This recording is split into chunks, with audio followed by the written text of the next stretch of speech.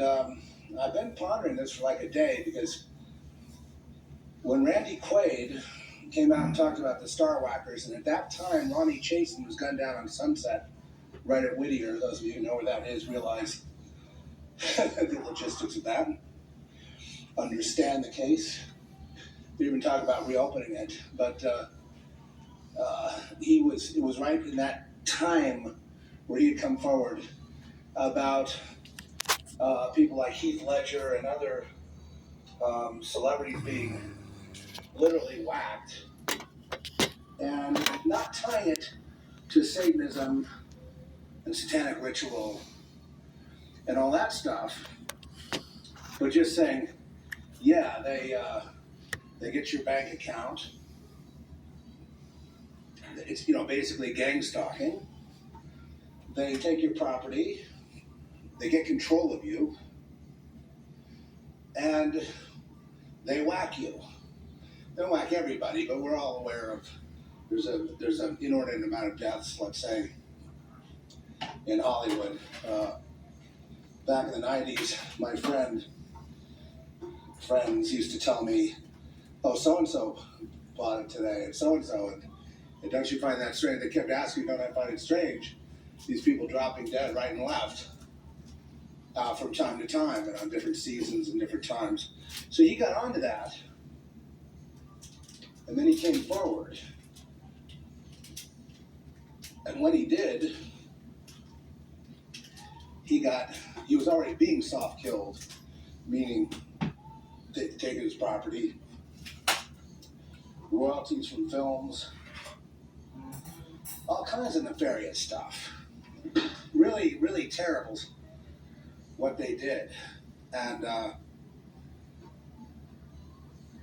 he came forward, and his career in Hollywood, that would mean, like, say, studio movies and things like that, ended that day, which he wasn't aware that would happen. And he wasn't aware that would be the consequence. He actually did a song, people may not remember this, but it's on YouTube, called Star Whackers. They put a band together, and he did a shtick, It was kind of a funny act in a way, but it was also very serious. Since that time, he and his wife, Evie, lived in, kind of like almost a hand-to-mouth kind of thing. I think they had they didn't have the money they used to have, and they didn't have the money from the royalties from films that was tied up. There was a charge that they had trashed the house, walked out on a hotel bill, and so they tried to make him look in the press that these two were crazy, and then they were living in Canada in a little, what might be considered like a little hotel room or motel room type of thing. No bigger than that. I mean, very harsh circumstances. And what I noticed about them is they kind of made the best of it. They put the best face on it when they would do YouTubes, and I'm sure a couple of you have followed along. The reason that I follow, of course, is because it's in my wheelhouse to do so, just like the Ronnie Chasen murder, and which was not for money. It was like a Seth Rich type of thing, okay? Except that she was beloved, right? She wasn't an enemy. But that's the thing, beloved could go too. So Randy was out there talking about it, and the next thing you know, he's in Canada, and there's no work. And this went on for a number of years. And finally, I see that he got some work recently, and it's an indie film. I don't know what level it is in terms of distribution. I don't know anything. It's about a fat farm, I think, or something. It's a comedy, pretty sure. He dyed his hair dark, had that fabulous mane of gray hair, big, giant, like, rabbi beard. Anyway, it was good to see that he was working, because I actually prayed, because I realized he doesn't know this stuff. He doesn't know about the spiritual battle. He doesn't know about, the real warfare here. He doesn't really understand what's going on. He didn't understand that, some of these hits in Hollywood are ritual sacrifices, right? He didn't understand any of that. He's not really very spiritual at all. He's really just you know, I don't know, the opinion I got of them, and they did some kind of soft porn type of film between the two of them, and they put it on some other video channel. I didn't go watch it. Didn't taint my view of him at all. I mean, I think he was using that kind of thing to get people's attention, to be shocking. But still, neither one of them seemed to understand what was happening, or they don't. I did, but there's nothing I could say. I just watched from a distance like other people. And like I say, there's an answer to prayer that he's working in an independent film. And I'm hoping that that can be parlayed into, the thing about him is he's a great character actor. I saw one of his I saw him back in the late 60s or something. And he was, it was amazing how many films he's been in. Major films with major stars, but he's just one of those guys that you see in the Western, you see here, you see there, what you might call a character actor, but someone who's always working because he has that rare ability to just become whatever, the director or whatever the script calls for, and he just gets into it. And he, did a little bit of that on video during his time in exile, but he's what you would call a classic example of being soft-killed. The reason he's not dead is because he went public and stayed public. Very important. Stayed public. And he went through it, that time in the wilderness, that time gone. He didn't go far enough to be ultimately soft-killed forever. There is forgiveness because he didn't go to Jesus, if you will. He didn't go that next step. Therefore, there's still a door open. But I would urge caution about going through any doors like that. Of course, he's probably burned with the star whacking thing. I don't think he wants to cozy up with anybody in Hollywood. But the door is open in the sense that he can work without the film, let's say, that's being done right now being, how might I put it, blackballed because of him. Blackballed because of him.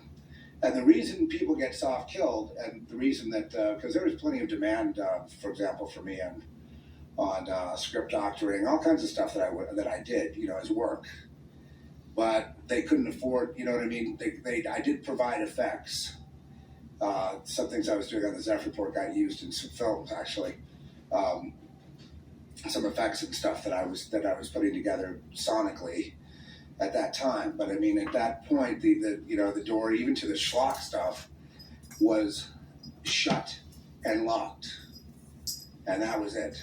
I'm a bad person, and I will never be allowed to work again. And that has been the policy.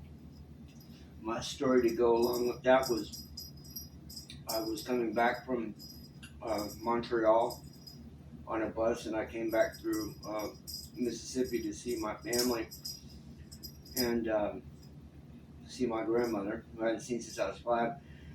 And my uncle took me in his truck to a place called the Crossroads there in Mississippi, and took me there and asked me if I knew what the Crossroads was, and I had no idea that was my opportunity to sell my soul at the Crossroads and get famous with music or whatever.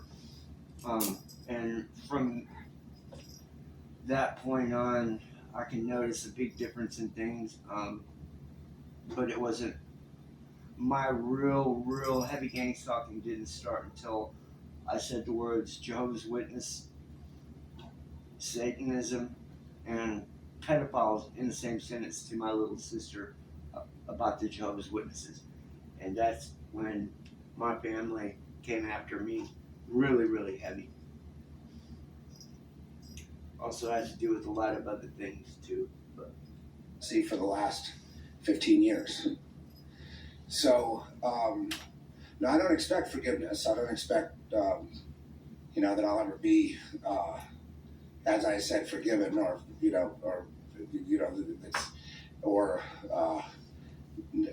have opportunity or anything like that, as I had worked very hard for when I was there. But I don't expect that will be coming my way at this point. It's been, with me, it was permanent.